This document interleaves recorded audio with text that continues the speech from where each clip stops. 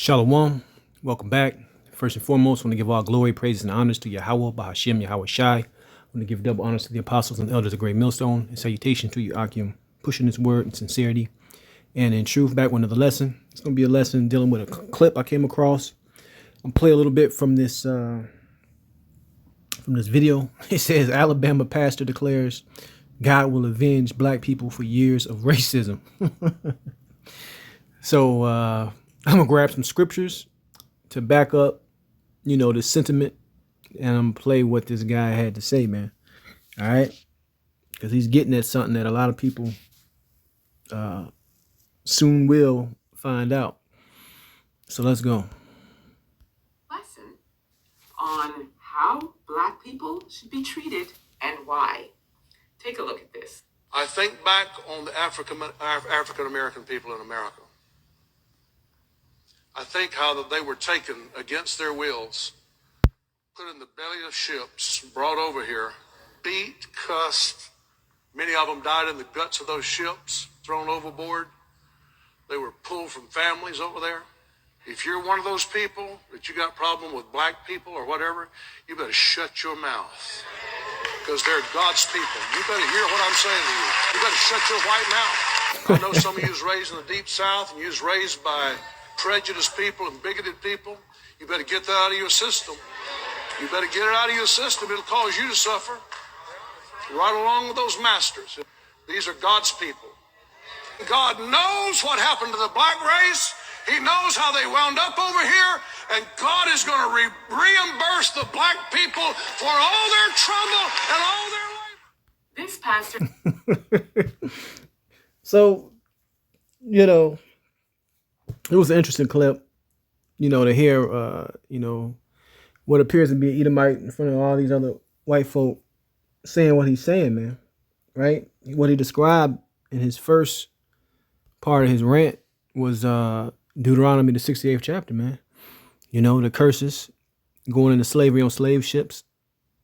And he ended up with saying the Lord knows what happened to his people. And he right, because the Lord did that to us, man. Okay? That was a part of our punishment for breaking the law, statutes, and commandments according to the Bible.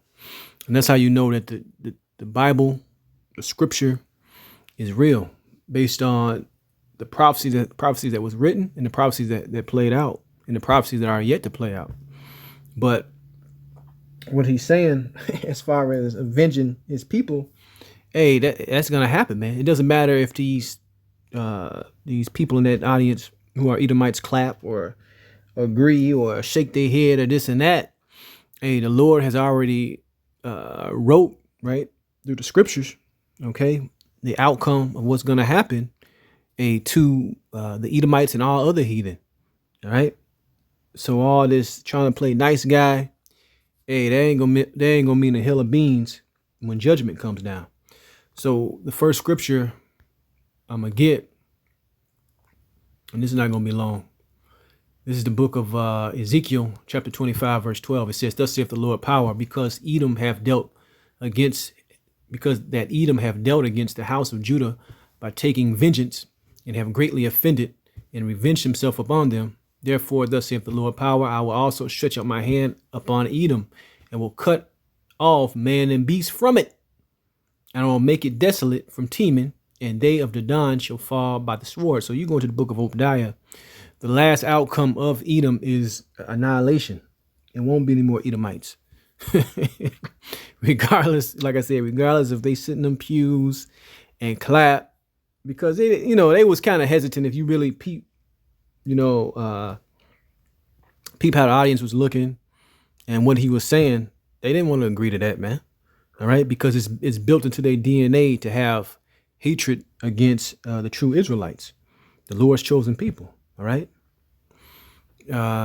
Verse 14, "And I will lay vengeance upon Edom by the hand of my people Israel, and they shall do in Edom according to my anger and according to my fury, and they shall know my vengeance, saith the Lord." So we even are going to get our hands dirty, or get into the nitty gritty with exacting judgment on these people, man. He started off the slave ships, how we died in the belly of those ships. We were thrown overboard. Okay. On the transatlantic slave trade. You even have sharks that still follow that path because of all the blood and dead bodies they dumped overboard, you know, coming from the west coast of Africa to the different drop off points. All right. So these people got a lot to pay for, man. All right. A lot to pay for. And this guy standing up here acknowledging that, hey, it says a lot, man. It says a lot that these people know they're at their end. From there, we're going to go into Revelation 13 and 10. It says, he that leadeth into captivity shall go into captivity. He that killeth with the sword must be killed with the sword. Here is the patience and the faith of the saints. So who are the saints? Tell you in the book of Psalms, the saints are the Israelites. So this is what they're waiting for. They're waiting for payback. All right. They're waiting for judgment. Okay. So that's exactly what's going to happen. You got a lot of Israelites that try to join hand in hand. We all going to come together, and that's not written, man. The Lord is dividing up the nations in the end. His people are going to be pulled out of the different nations, and he's going to resurrect the nation of Israel. Yeah, only. Right? Only. You got guys like Pastor Dowell, who got he got a big racket going on where he got all type of nations together. He'll tell people that, hey, yeah, y'all Israelites. I believe he only preached for the southern kingdom. Y'all Israelites, but he got Edomites and other nations joined in around, right? That's not biblical, okay? It's going to be a separation. When you get into the New Testament, and we've went over this many times, the Gentiles and other nations that it talks about, it's just Israelites scattered abroad, the diaspora. So you can understand. Read John the 7th chapter. From here, let's finish it off. Let's go into the book of Isaiah 14 and 1. For the Lord will have mercy on Jacob and will yet choose Israel and set them in their own land. This is yet to happen.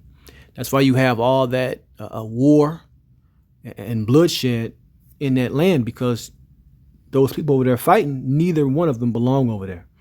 The Lord is going to take his people and put them in that land according to Bible prophecy. All right. It says, and I will yet choose Israel and set them in their own land, and strangers shall be joined unto them, and they shall cleave to the house of Jacob. And the people shall take them and bring them to their place, and the house of Israel shall possess them in the land of the Lord for what? Servants and handmaids. Okay. And they shall take them captives. Right. He that leadeth into captivity shall go into captivity. We read it in Revelation. This is in Isaiah. When you read the Bible, you got to understand, you can be in a book of like Isaiah, a book like Ezekiel, a book like Jeremiah, and it can talk about something that's actually going on in that exact time period as that prophet, but also it jumps to future prophecies that have not yet happened. There's still prophecies that have to happen in these books. All right. It says, then it says, what was I at? And the house of Israel shall possess them in the land of the Lord for servants and handmaids, and they shall take them captives, whose captives they were, and they shall rule over their oppressors. Right?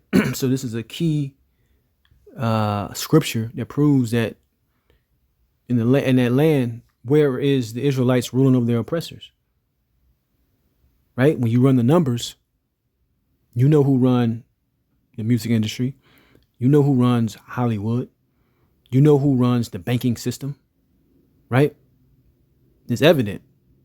So these people these people don't fit the prophecies. But anyway, that's the point. I want to give all glory, praises, and honors to Yahweh, Ba'ashem, Yahweh Shai, and shalom the next time.